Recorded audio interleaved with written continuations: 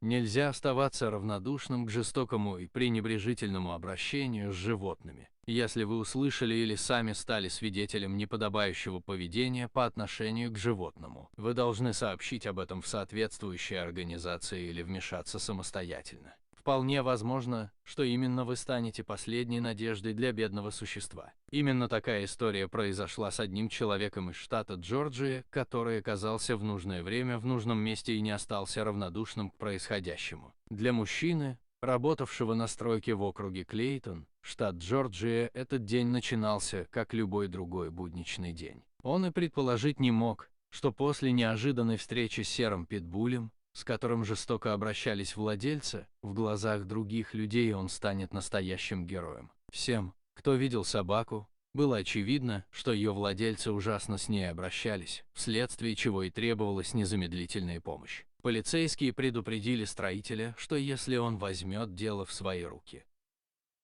и заберет собаку, его могут обвинить в краже. В свою очередь, они сообщили об инциденте в соответствующие органы. И все же, несмотря на действия полицейских, ситуация с собакой не поменялась. Человек, первым позвонивший в полицию, был сильно обеспокоен, увидев, что собака по-прежнему оставалась запертой в клетке. В ярости из-за отсутствия какой-либо помощи, он решил самостоятельно разобраться с проблемой, пока не стало слишком поздно. Забрав собаку, он повез ее к ветеринару. Когда он зашел сюда, он плакал, он был в слезах и полном недоумения, рассказала сотрудница ветеринарной клиники Синамон Кох в интервью KGW8. Он спас жизнь этой собаки. Вскоре Майки, названный в честь своего спасителя, получил медицинскую помощь и заботу, в которых он так отчаянно нуждался. У него не было сил, чтобы просто стоять, он выглядел как ходячий скелет, прокомментировал ситуацию ветеринар Джон Толивер. В голове не укладывается, как кто-то мог довести животное до такого ужасного состояния.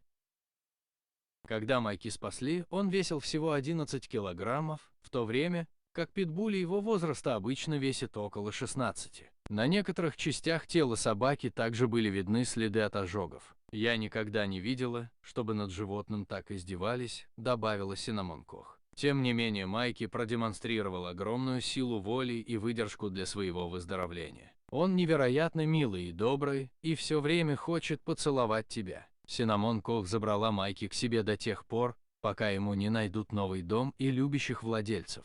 Пока же любовь и заботу он с лихвой получает от неравнодушной женщины с огромным сердцем. Трудно поверить, что кто-то может быть настолько жестоким по отношению к беззащитному животному. В то же время приятно осознавать, что в мире много неравнодушных людей, готовых пойти на жертвы ради спасения попавшего в беду животного, как, например, Майки. Они, безусловно, заслуживают нашего уважения и действительно могут считаться героями.